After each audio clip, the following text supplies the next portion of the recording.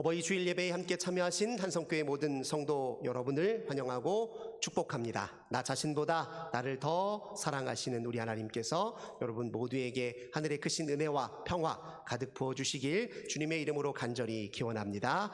오늘은 먼저 인사해야 되겠죠? 자녀 기르시느라 너무 수고 많으셨습니다. 서로 이렇게 인사하겠습니다. 수고 많으셨습니다. 네, 감사합니다. 네. 우리 어머니 아버지들의 눈물 뿌린 그 기도와 헌신, 그 사랑의 수고 때문에 오늘 우리 자녀들이 그 기초 위에 건강하게 이렇게 잘 살 수 있다. 그렇게 우리 모두 고백합니다. 그 고백이 우리의 가정을 더욱더 행복하게 살찌우시길 주님의 이름으로 간절히 기원합니다. 돌이켜 행하는 신앙이라는 주제로 말씀을 이어가고 있습니다. 오늘은 그 6번째 시간입니다. 오늘은 쓸 것보다 쓸 때가 먼저다.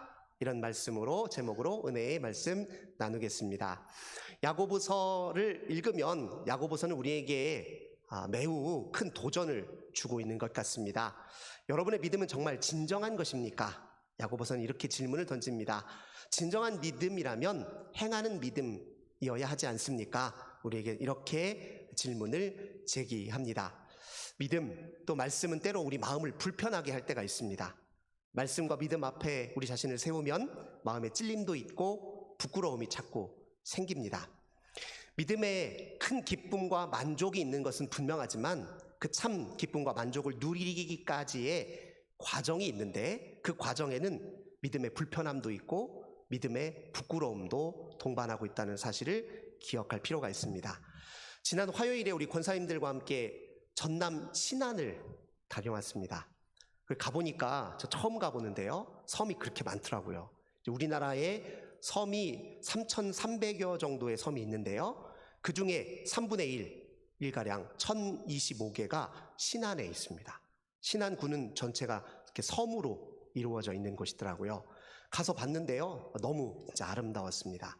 저희가 간 곳이 퍼플섬이었는데 이제 거기는 3개의 섬을요 이렇게 다리를 이어놓았어요. 그래서 산책할 수 있는 다리였는데 그 다리 위를 이렇게 지나면 밑으로 이제 갯벌이고 바닷물이 흐르고 있어요. 바다 위를 걷는 느낌으로 3개의 작은 섬을 이어서 이렇게 산책을 했는데 너무너무 아름답고 좋았습니다.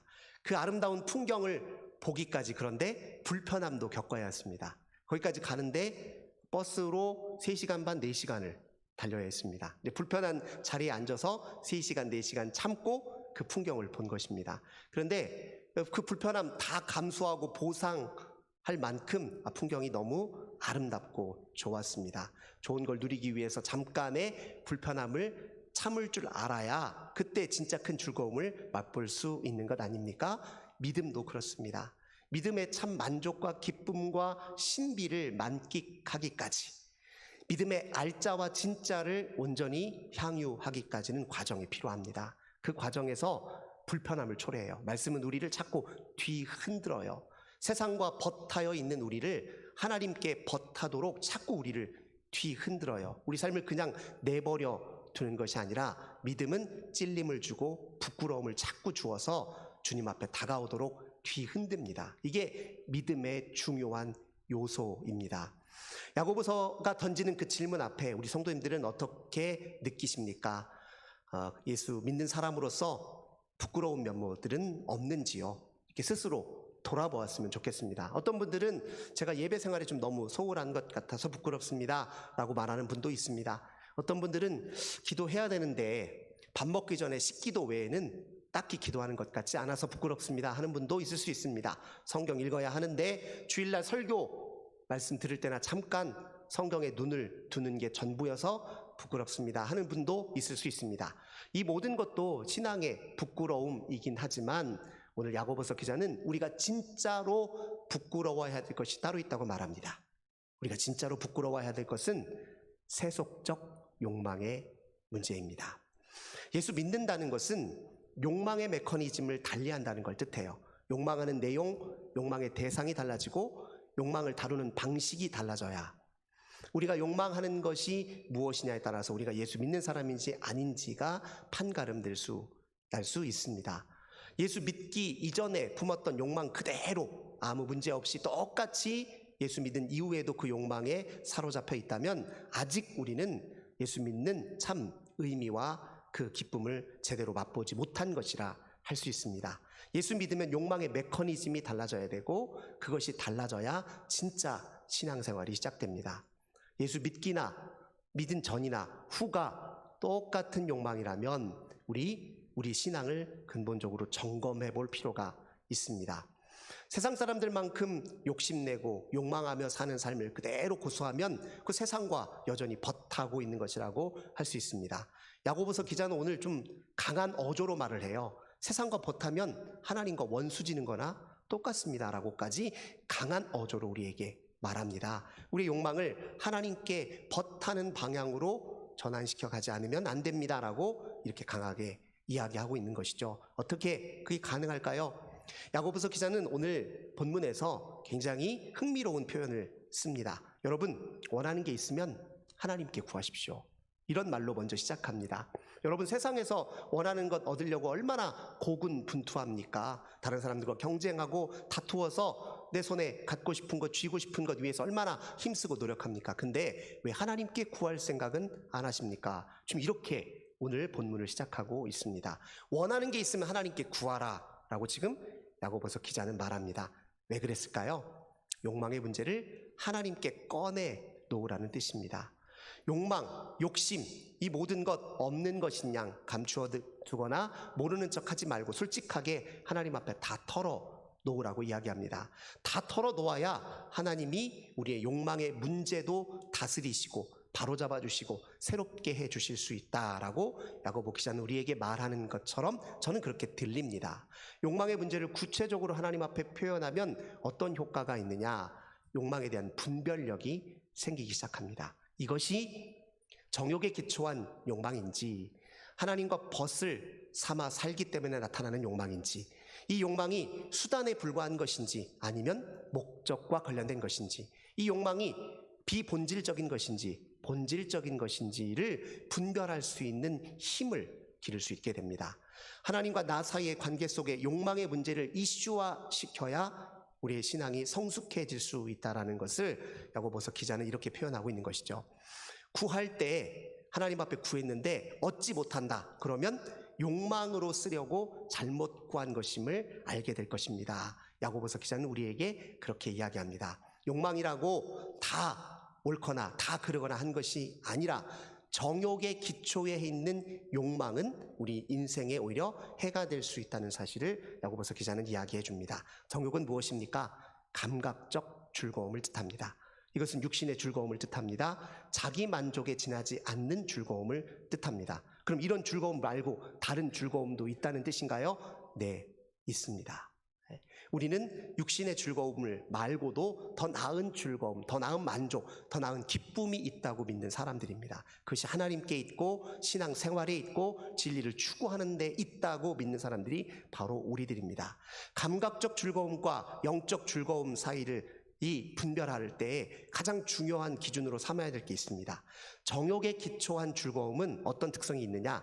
자꾸 끊임없이 우리 자신을 고립시켜요. 자기에게 집착하게 만듭니다. 더 나아가 중독되게 만듭니다. 육신의 즐거움은 우리를 중독시킵니다. 여기에는 만족이 있는 것이 아니라 더 큰 허무와 그리고 더 허망함을 경험하게 하는 부작용이 뒤따르게 됩니다. 육신의 감각적 즐거움을 추구하는 사람들은 더 그 즐거움과 더 큰 쾌락에 더 심취해서 더 그것을 강한 자극, 강한 쾌락을 위해서 거기에 더 매몰되는 그런 특성을 드러낸다는 것을 우리가 경험적으로 잘 알고 있습니다. 자기를 끊임없이 고립시켜서 더 큰 외로움 속에, 불안 속에 빠뜨리는 것이 감각적 즐거움입니다. 반대로 영적 즐거움은 어떤 특징으로 나타나냐? 우리를 오히려 자유하게 합니다. 우리를 오히려 더 나은 사람이 되게 만듭니다. 무언가를 원하고 추구하는 과정에서 더 나은 사람으로 성숙했다? 그러면 우리의 욕망은 정욕의 기초에 있는 것이 아니라 하나님과의 관계 속에서 영적 즐거움을 추구하고 있는 것이라 우리 이렇게 분별할 수 있습니다. 정욕의 기초에 있는 욕망이 문제인 것이죠. 그런데 이 정욕의 기초에 있는 욕망을 넘어서서 우리가 진정으로 우리가 원하는 것이 우리 영혼을 살찌우고 우리 삶을 더 나아지게 하는 방향으로 바뀌려면 어떻게 해야 되는지 우리가 늘 고심해야 되겠죠.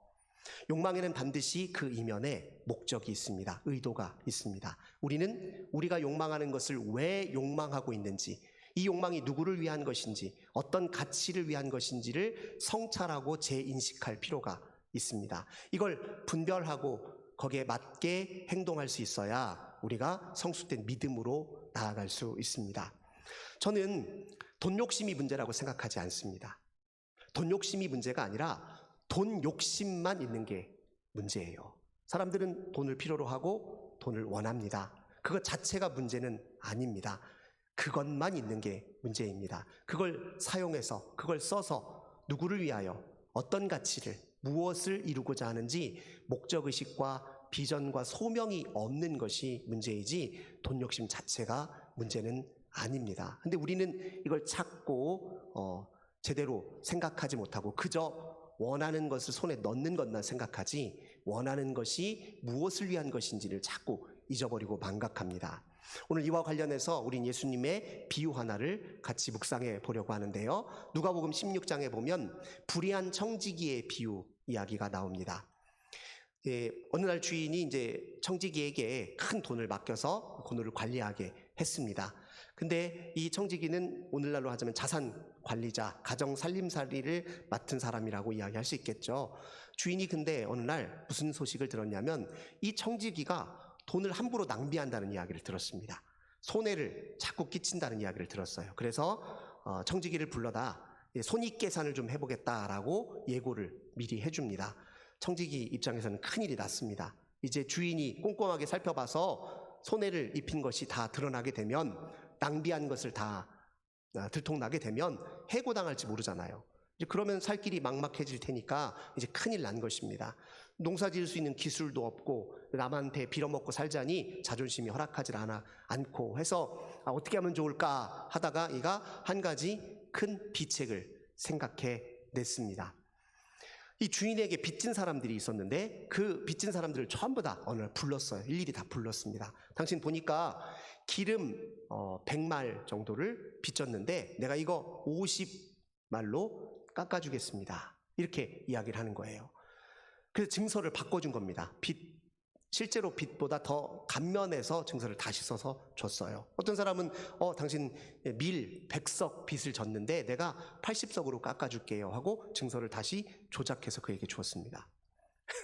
이렇게 하면 나중에 자기가 해고당하면 이렇게 빚을 감면해 준 사람이 나를 불쌍히 여겨서 영접해주고 도와줄까 싶어서 그런 전략을 낸 것이죠. 굉장히 큰 범죄죠. 사실 금전적 손해를 주인에게 끼친 것보다 이거 더 큰 잘못입니다. 이건 오늘날로 말하자면 횡령이고 배임이잖아요. 감옥 갈 일입니다. 이거 들통나면 손해 끼치는 것보다는 비교할 수 없을 만큼 큰 벌을 지금 받아야 될 상황이에요. 그런데 예수님이 그 비유에서 주인이 어떻게 청지기에게 반응했는지를 보면 깜짝 놀랄만 합니다. 주인이 청지기를 불러서 이렇게 이야기합니다. 옳지 않은 청지기, 너는 참 하지만 지혜롭게 행했구나 라고 오히려 칭찬을 해주는 거예요. 지혜롭게 행했다라고 칭찬을 해요. 감옥을 보내도 현찬을 파내 지혜롭게 행했다고 이야기합니다. 왜 그랬을까요? 도대체 이 주인이 어떤 의도로 이 청지기에게 돈을 맡겼길래 이렇게 빚쟁이들 전부 다 빚 감면해주는 일을 했음에도 불구하고 아무렇지 않게 오히려 칭찬을 했을까요? 누가복음 16장 9절에 보면 이런 칭찬의 진짜 의미를 이야기합니다. 네가 불의한 재물로 친구를 사귄 그것을 높이 산다, 이렇게 얘기하고 있습니다. 주인은 사실 어떤 의도를 갖고 있었냐면 이 돈을 써서 더 많은 돈을 남기길 바랬던 것이 아니라 이 돈을 써서 돈보다 더 값진 것을 남기길 바랬던 것이죠. 돈을 써서 친구를 남기고, 돈을 써서 사람을 남기고, 돈을 써서 자비를 남기고, 돈을 써서 의를 이루는 것을 바랬다라는 사실이 여기서 드러납니다. 당연히 이 비유가 무엇을 말하는지 우리는 잘 알고 있죠. 여기서 말하는 주인은 하나님이시고 그 청지기는 바로 우리들입니다. 이 비유가 갖고 있는 핵심이 무엇이겠습니까? 하나님은 첫째, 우리로 거룩한 낭비를 원하신다는 거예요. 이 청지기는 지금 낭비한 사람이에요. 어떻게 보면 돈을 마구잡이로 다 써서 소진시켜버리는 데만 지금 힘을 쓴 것입니다. 그런데 그는 그렇게 돈을 소진시켜서 사람을 남겼어요. 친구를 남겼습니다. 돈보다 더 값진 것을 그가 남긴 것이죠. 하나님은 우리에게 거룩한 낭비를 원하십니다. 이 세상은 더 많은 소유를 원하지만 하나님 우리에게 거룩한 낭비를 원하십니다. 이게 세상과 하나님의 방식, 삶의 방식의 근본적인 차이입니다. 소유보다 향유가 낫고 향유보다 거룩한 낭비가 낫습니다. 향유는 가진 것을 기뻐하고 즐거워하고 감사하는 거예요. 하지만 낭비는, 거룩한 낭비는 내가 갖고 있는 것을 잘 써서 내가 갖고 있는 것보다 더 값진 것을 남기는 것을 의미합니다. 세상은 돈을 써서 돈만 남기는데 힘을 씁니다. 그래서 돈 남기지 못하고 오히려 손해를 입으면 잘못이다, 그릇됐다 이렇게 얘기합니다. 하지만 성경이 가르쳐주는 하나님 나라의 삶의 방식은 돈을 써서 다 소진하더라도 돈보다 더 값진 것을 남기면 그게 옳은 일이다, 좋은 일이다라고 우리에게 선언해 주고 있습니다. 거룩한 낭비를 힘쓰는 곳이 바로 교회입니다. 교회는 돈을 모으는 것이 아니라, 돈을 투자해서 돈을 더 버는 것이 아니라 모든 우리에게 주어진 재화를 다 소진시켜서 하나님 나라의 참된 가치, 돈보다 더 값진 것을 남기는 곳입니다. 그게 바로 교회고 우리의 신앙생활의 본질입니다. 어떤 사람들은 이제 오해해서 저는 돈이 없어서 교회를 못 다닙니다 라고 말하는 분들이 종종 있대요. 교회 가면 돈 내야 되잖아요. 헌금 내야 되고, 어떤 분들은 회비를 내야 된다고 또 생각을 해요. 회비 안 내면 교회 못 다닌다 이렇게 생각하는 분이 믿지 않는 사람들 사이에 실제로 존재하더라고요. 근데 일면 다 틀린 건 또 아니에요. 여기 성도님들 앉아 계시는데 돈 내면서 신앙생활 하잖아요. 힘 쓰면서 신앙생활 하잖아요. 봉사하면서 신앙생활 하잖아요. 내 시간 다 들여가면서 내 노력 다 기울여가면서 신앙생활 하고 있지 않습니까? 그게 거룩한 낭비입니다. 왜요? 그걸 통해서 무엇을 얻으려고요? 하나님 나라, 생명 살림, 사람을 얻기 위해서요. 진리를 얻기 위해서, 하나님 나라 가치를 이루기 위해서 우리는 그렇게 다 낭비하면서 신앙생활을 하고 있습니다. 교회는 돈을 모으는 곳이 아니에요. 돈 써서 돈을 축적하는 곳이 아닙니다. 있으면 있는 족족 다 쓰는 것입니다. 그래서 돈보다 더 값진 것을 남기는 것이 교회잖아요. 그게 우리의 신앙의 생활이어야 합니다. 주인은 이 청지기에게 네가 가진 것을 써서 무엇을 남기는지에 관심을 기울이고 있습니다. 더 좋은 것을 남겼으면 그건 칭찬받을 일이라는 거예요. 돈을 써서 돈에 손해를 보아서 잘못된 인생이 아니라 돈을 써서 값진 것을 남기지 못한 것이 문제라고 성경은 이렇게 이야기합니다. 사랑하는 성도 여러분, 돈이 없는 게 문제가 아니에요. 돈을 써서 어디에 어떻게 써서 무엇을 남길지에 대한 비전과 목적의식이 없는 게 문제입니다. 이 돈으로 무엇을 이룰지 원하는 참된 가치를 가슴에 품고 살지 않는 게 문제입니다. 그 가치와 목적과 비전이 있는 사람은 돈 욕심 아무리 돼도 괜찮습니다. 세상에서 사업을 하려고 해도요, 우리 잘 아시잖아요. 사업을 하나 할 때 투자를 받아야 되잖아요. 그러면 투자를 받을 때 어떻게 합니까? 일단 내 사업에 관한 청사진을 잘 그려요. 그 청사진을 잘 그립니다. 어떻게, 어떤 아이템으로 어떻게 사업을 꾸리고 어떻게 생산하고 어떻게 유통하고 어떻게 물건을 팔아서 얼마만큼의 이윤을 남길 것인지에 대한 사업 설명서를 잘 짜서 투자자들에게 설명을 잘해야 됩니다. 프리젠테이션을 잘해야 돼요. 그래서 함께 투자하려고 하는 사람들의 마음에 고개를 끄덕이게 할 정도로 설득력 있게 설명을 잘하면 그들이 투자를 하겠지요. 그리고 그것으로 사업해서 이윤을 남길 수 있겠죠. 똑같습니다. 우리가 하나님 앞에 원하는 것만 구할 것이 아니라 우리가 원하는 그것으로 누구를 위해서, 무엇을 이루고자, 어떤 가치를 이루고자, 어떤 목적을 이루고자 그것을 원하는지 하나님 앞에 분명한 비전을 같이 고백할 수 있어야 됩니다. 그러면 하나님이 그에 걸맞도록 우리에게 주신다는 거예요.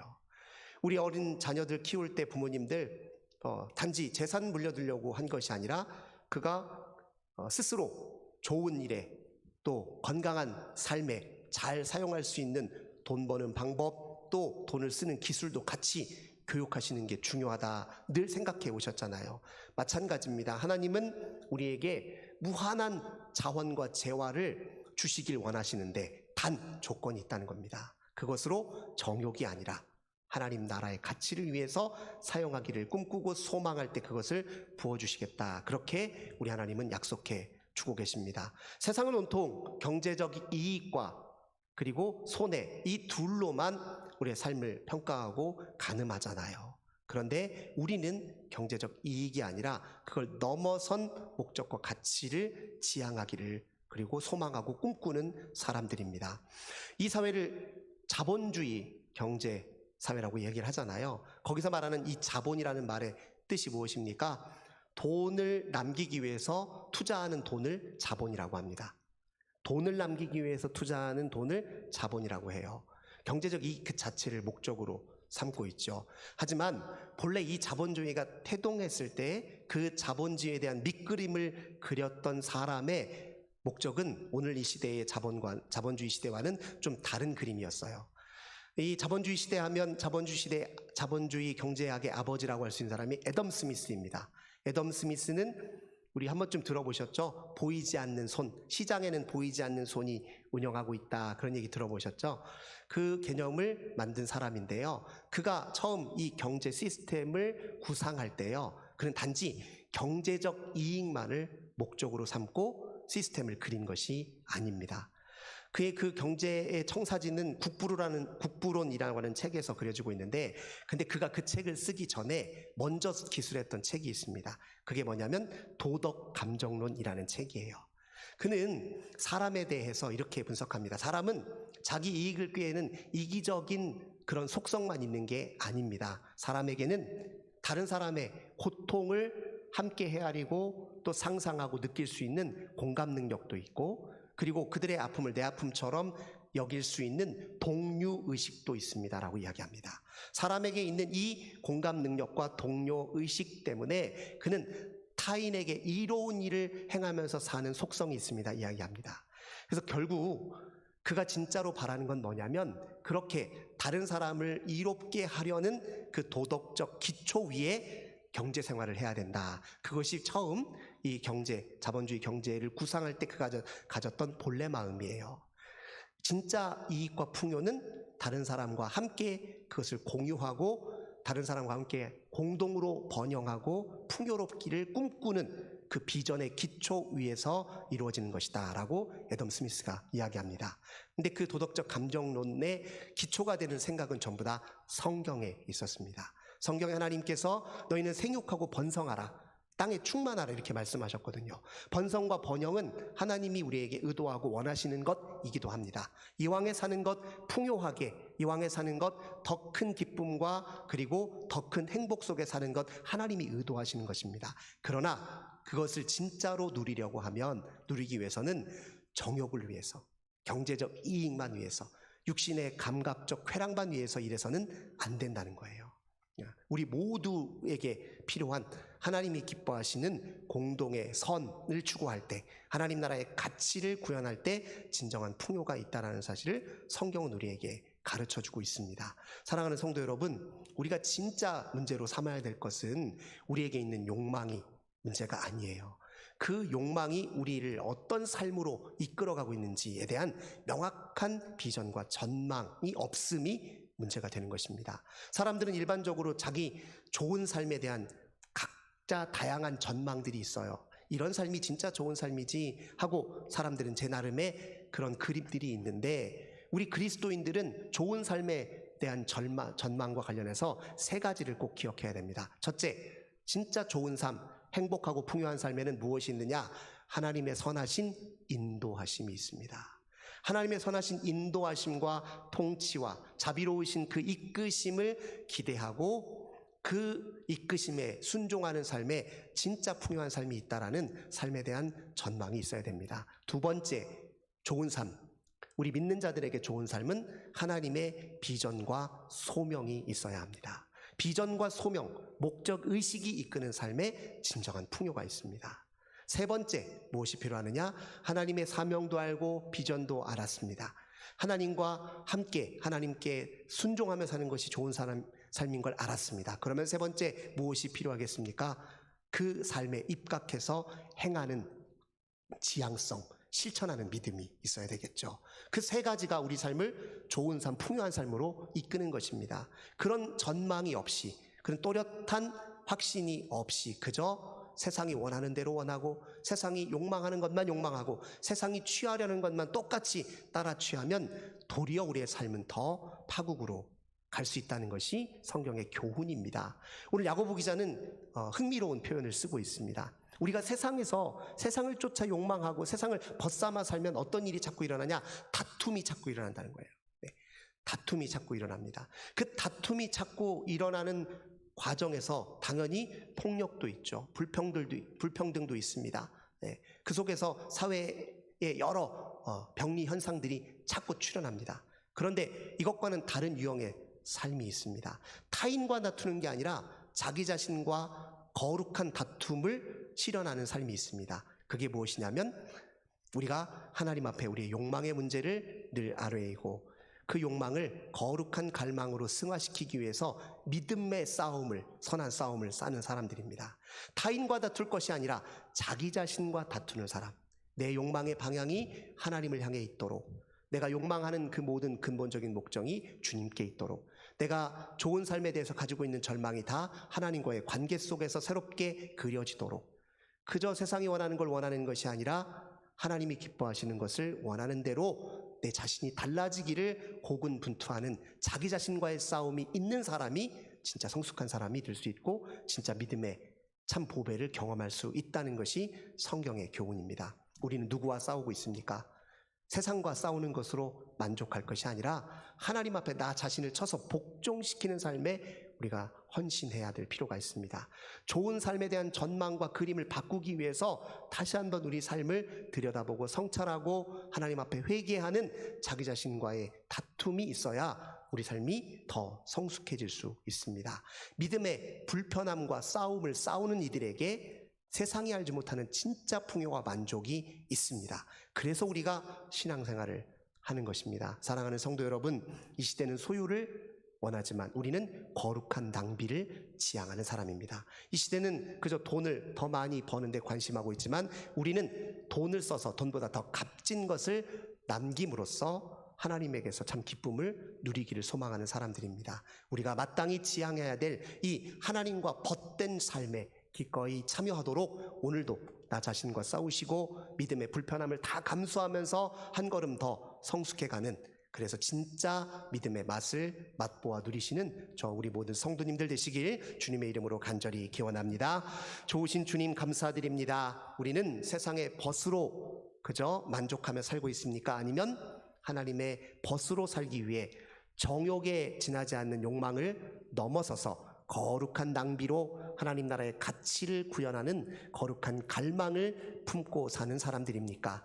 늘 되돌아보고 살피어서 세상과만 다투어 사는 것이 아니라 나 자신과 믿음의 선한 싸움을 싸우며 마침내 참된 만족과 기쁨을 누리는 저희들 다 되게 하여 주옵소서. 우리 하나님께서 오늘도 저희를 불러 주셨사오니 그 세상이 알지 못하는 참 만족을 누리게 하옵소서. 주 예수님의 이름으로 간절히 기도드립니다. 아멘.